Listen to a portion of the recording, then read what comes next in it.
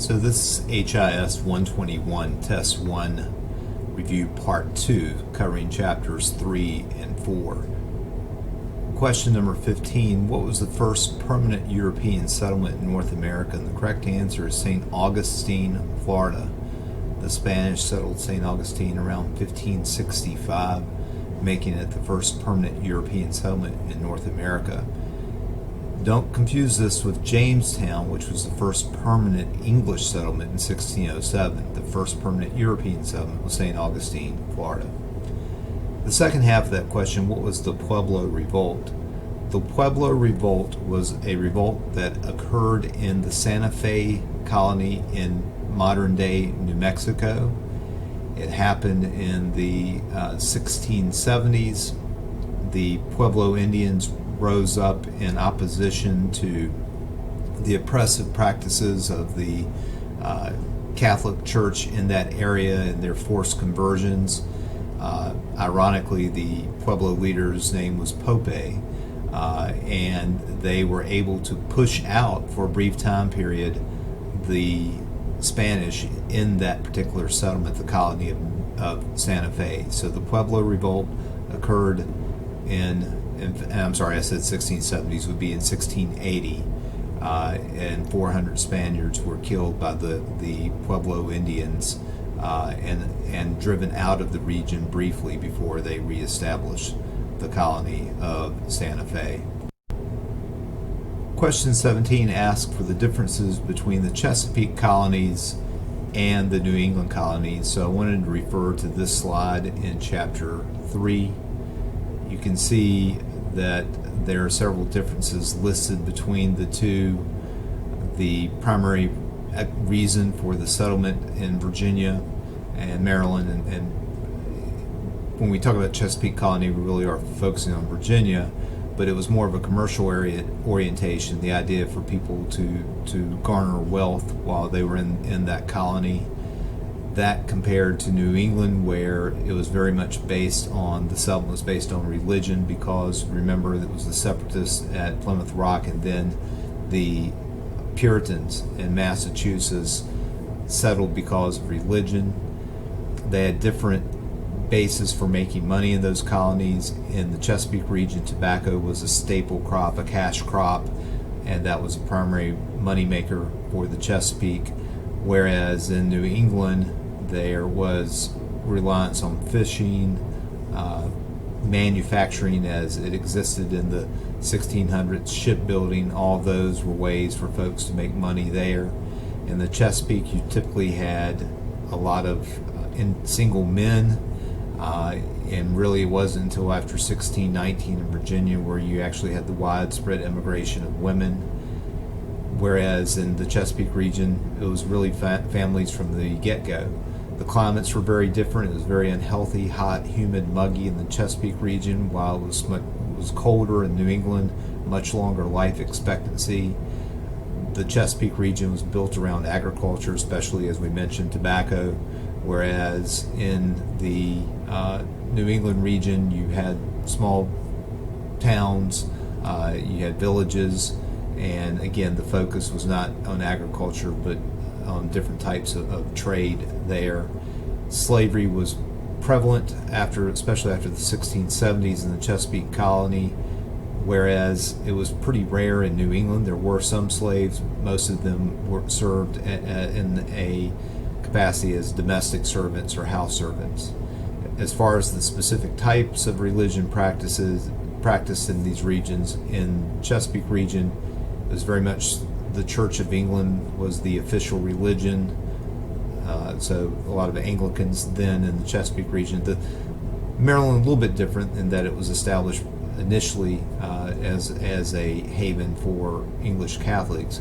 But then in New England, of course, it was all about the Puritans, and so they eventually developed the Congregationalist churches, which were these Calvinistic Puritan churches.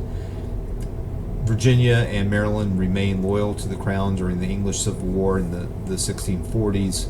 In fact, the term Cavalier referred to the supporters of King Charles, and that's how Virginia got its name as the Cavalier State, and also as the Old Dominion because it supported the Crown. Whereas in New England, They were very much opposed to Charles I. Instead, they favored Cromwell, who himself was a Puritan. So those are some of the differences between the Chesapeake colonies and the New England colonies.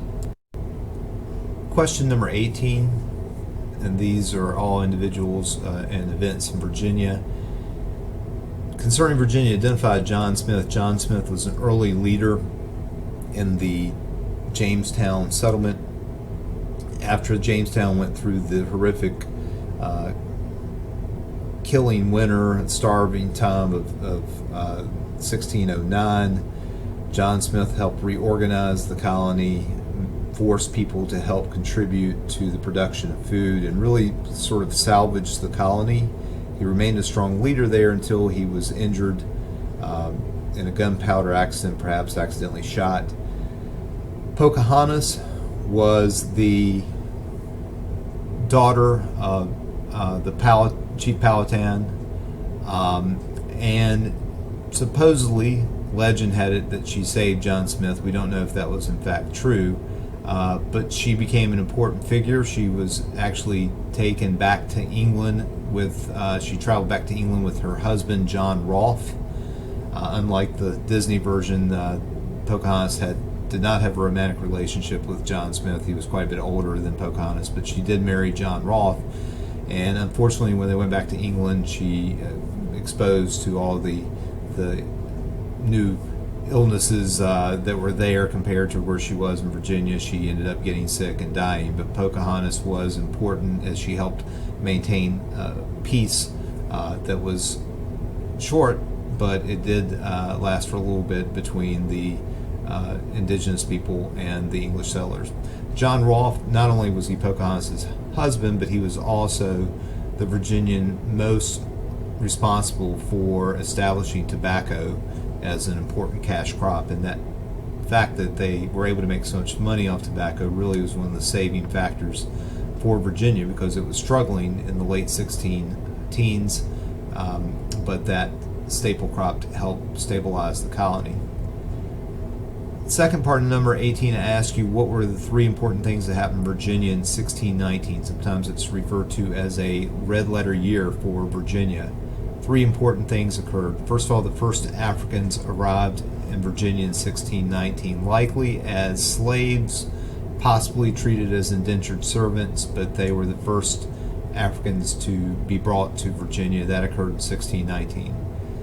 Secondly, we had the widespread immigration of women. Again, there had been some women, certainly in Jamestown, but the focus really had been on men coming to the colonies.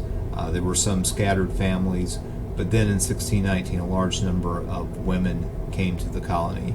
And the other thing that happened in 1619 was the first representative assembly in the New World occurred in the Jamestown settlement, and actually was in all of the Western Hemisphere the first time that there was a representative assembly. Now, there was limited democracy involved in that, but it was in fact the first representative assembly meeting with the House of Burgesses in 1619.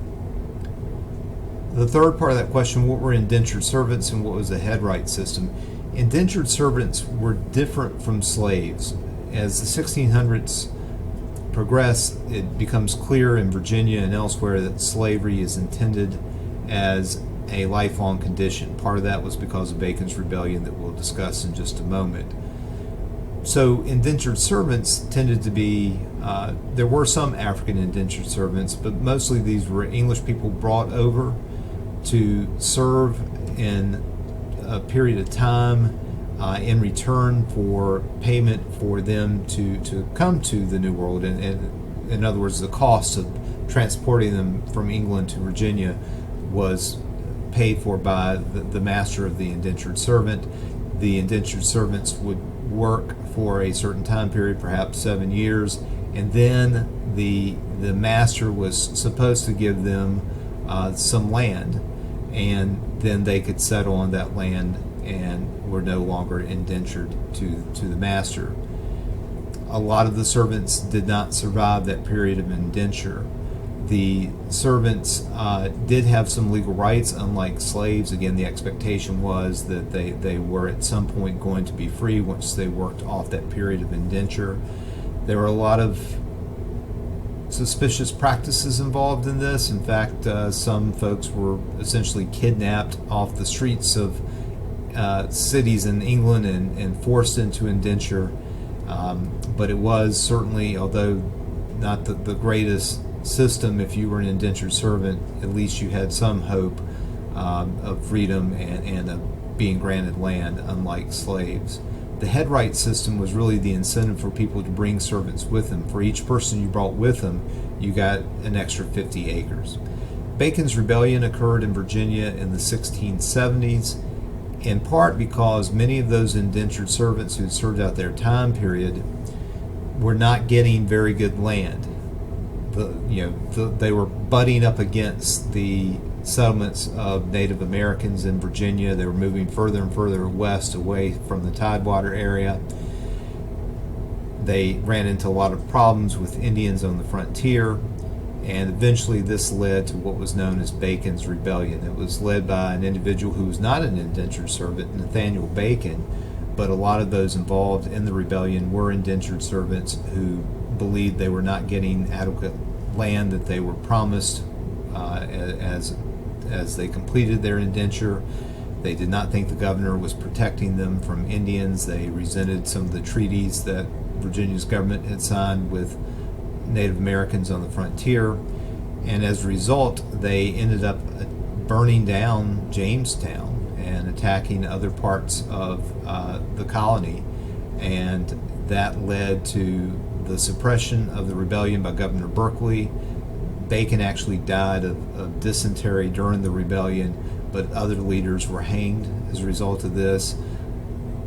Leaders in England were not happy with the way that Berkeley handled it, and he was sent back to England. But what happened is, because of the rebellion, many Virginians were then suspicious of any indentured servants, and so they turned to a different way to provide labor, and that's when slavery became so entrenched in Virginia, and that's when they passed legislation making slavery a lifelong condition. It had not always been the case, and so that resulted in many more Africans being brought to Virginia and slavery becoming entrenched within Virginia.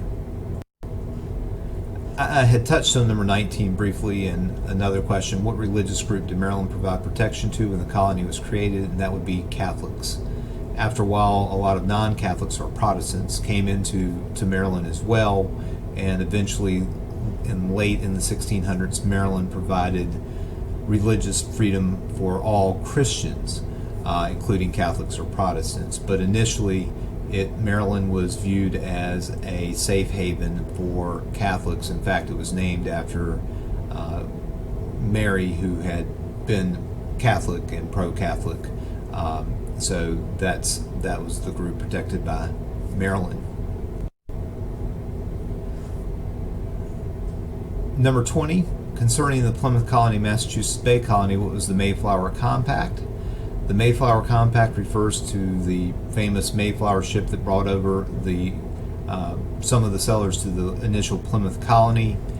This was a group of separatists, again closely related to the Puritans. The Mayflower Compact provided for how the government structure would be in Plymouth.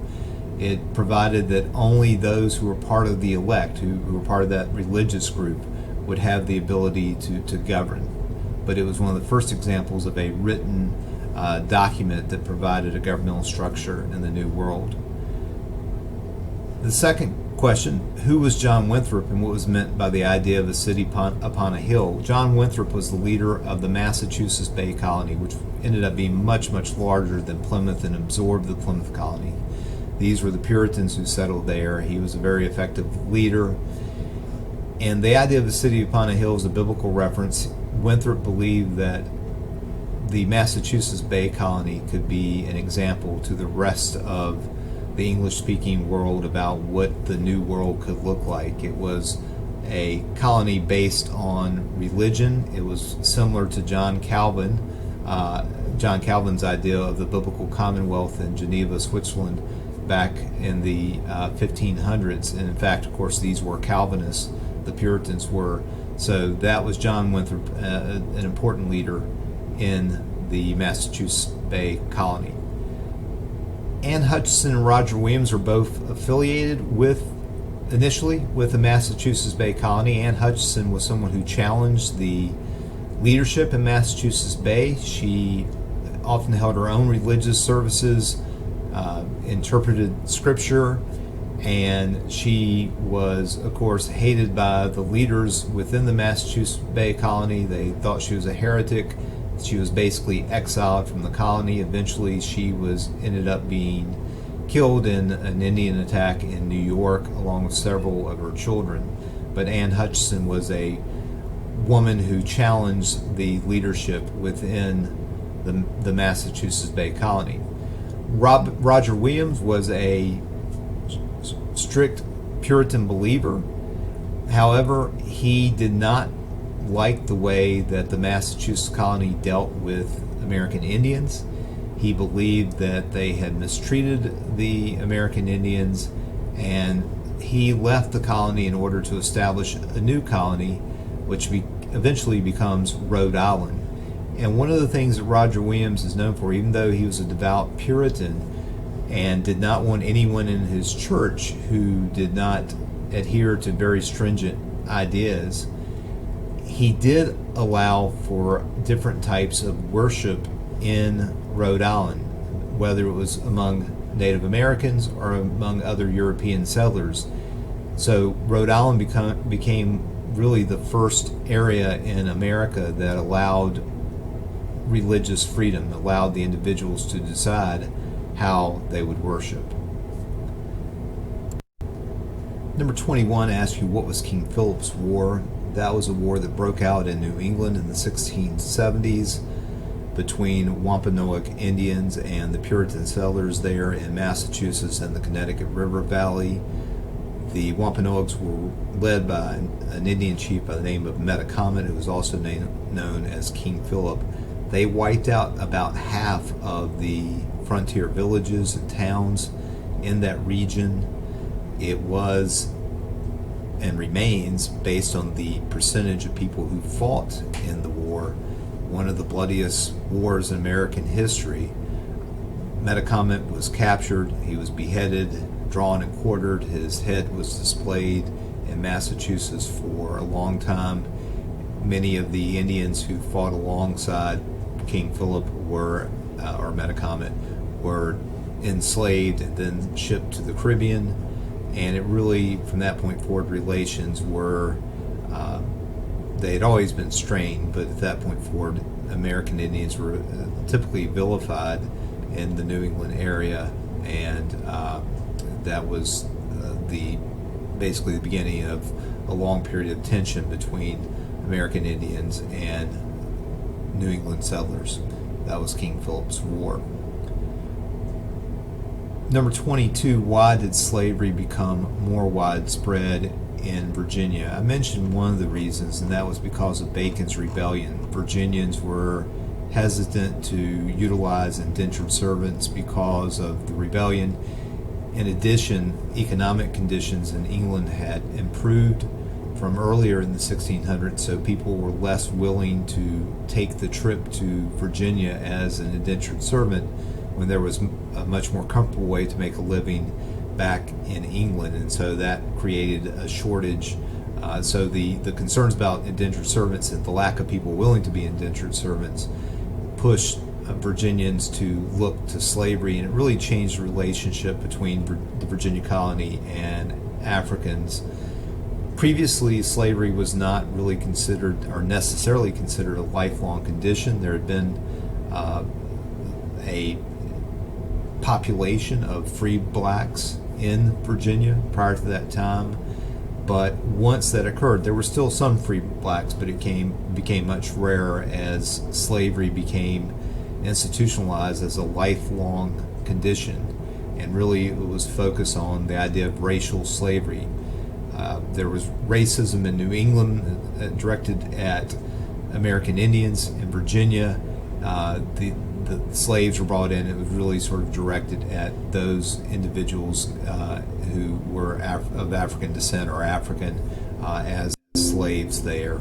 And so that became just, it changed. They had no legal rights, could not, the restrictions on their ability to congregate. They could no longer, if you were a free black, you could no longer own firearms. There was also restrictions on exposure to religion. So it really just at that point, and slavery grows relatively slowly, really until we get into the 1700s, and then it starts to expand rapidly in Virginia. So the second part of question 22, what were maroon communities? Because of the harshness and hopelessness of the condition of slavery, many slaves attempted to escape to different areas. When they did so, they would establish communities in areas that were not as highly inhabited, or even would go south into Spanish territories such as Florida to establish these basically wilderness communities of slaves where they lived off the land and just tried to exist away from European settlers. The Middle Passage refers to that journey of slaves from Africa to the Americas, and it was a horrific journey. The only incentive for slave ships to keep slaves alive was just to make a profit off of those individuals. So they wanted them to stay alive. They did not want them to perish, though many did die on the trip. Those who were able to extricate themselves from ball and chain often threw themselves off the ship. They preferred suicide to staying on the ship in such horrific conditions.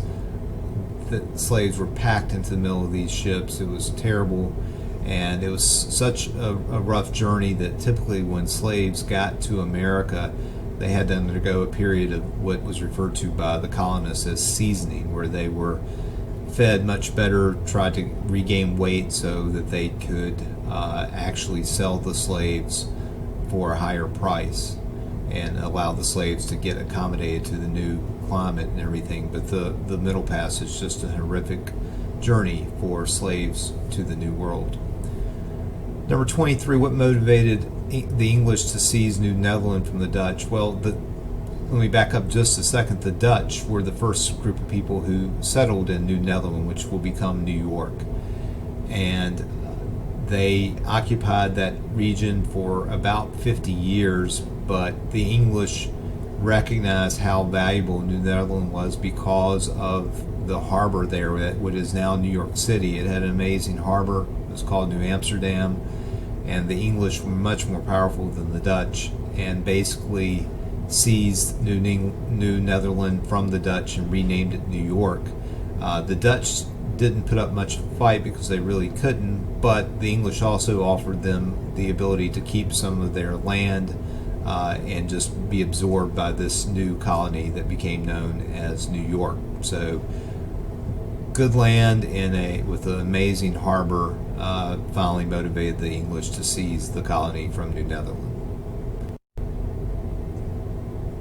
Number 24 was the primary faith of those individuals who settled Pennsylvania, and that would be the Quakers. That's why Pennsylvania is known as the Quaker state.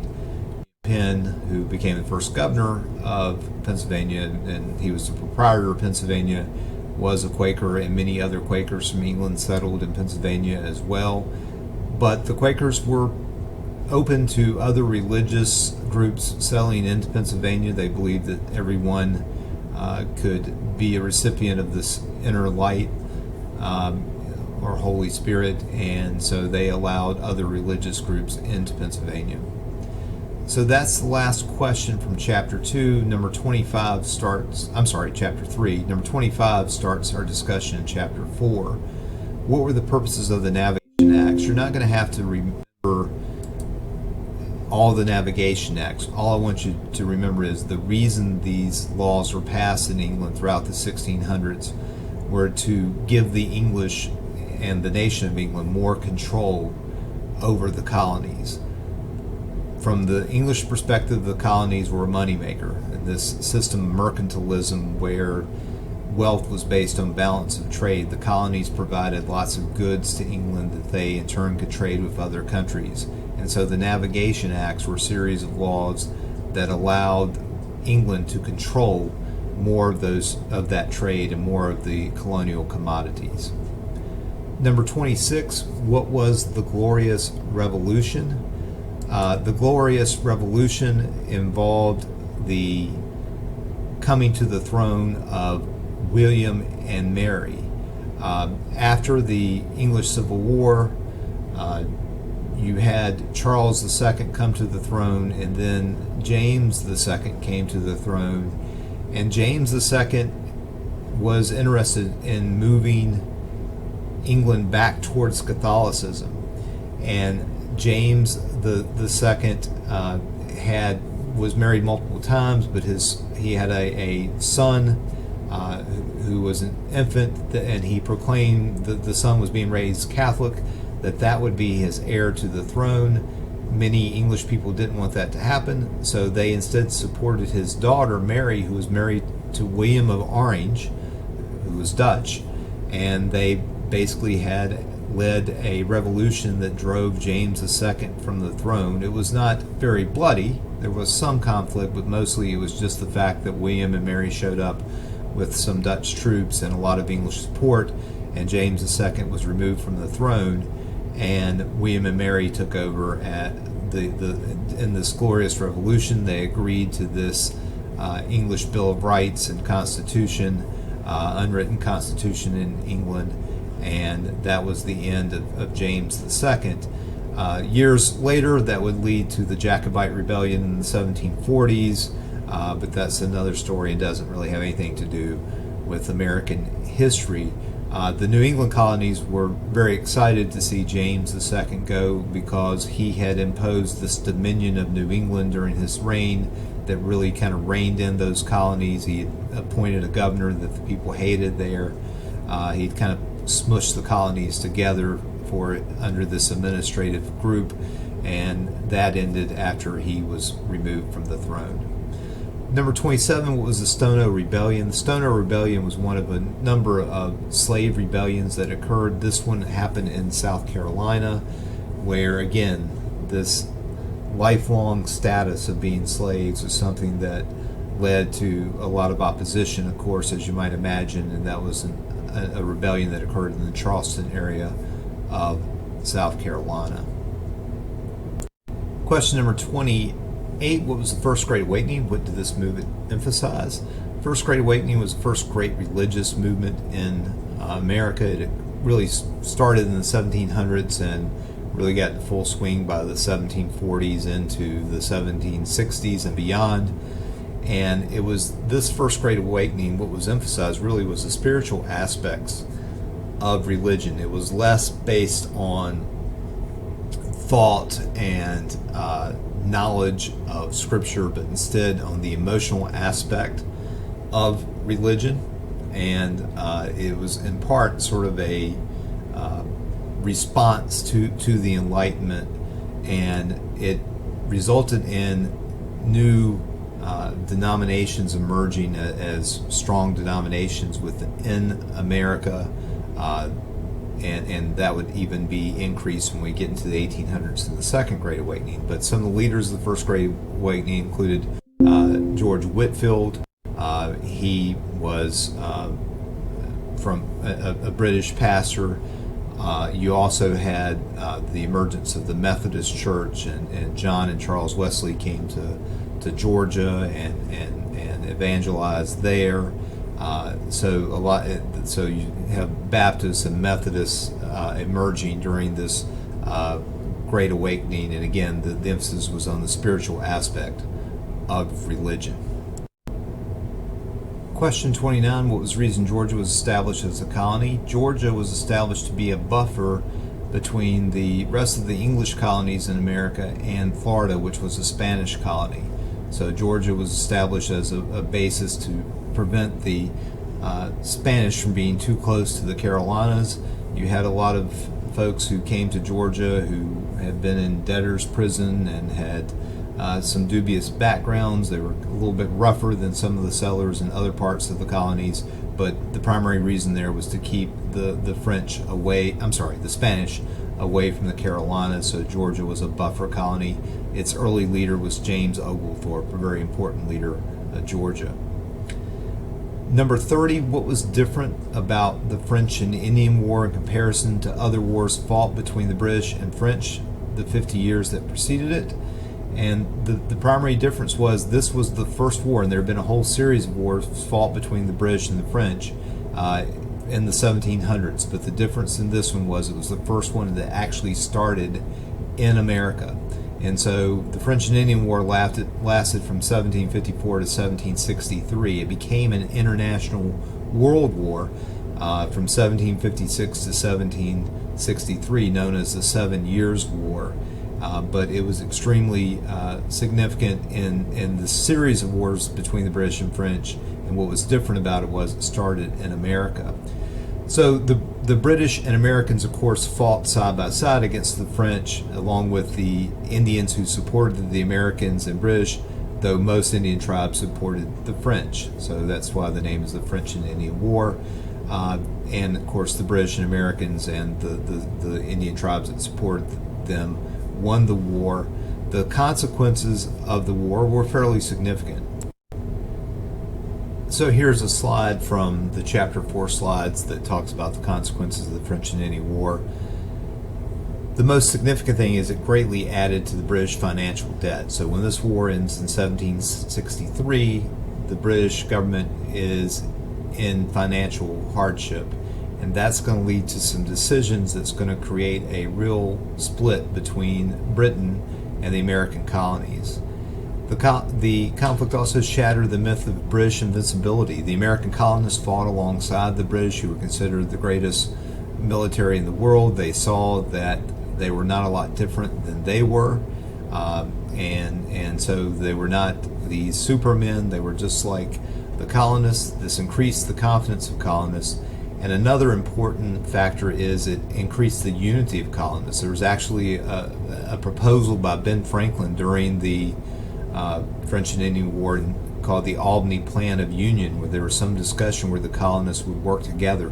This was completely different than anything that had happened previously. There had really not been any collaboration in the 150 years of the colonies existing, the English and then British colonies existing in America.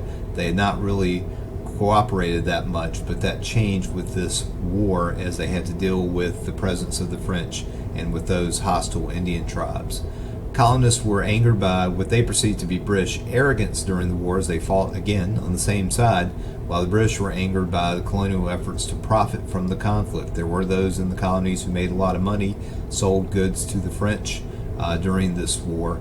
And then this last one, maybe not as significant, because obviously if you look at how many wars the French and British fought in the 1700s, the French hated the British and the British hated the French, and that's going to open the door to the United States getting French support during the American Revolution.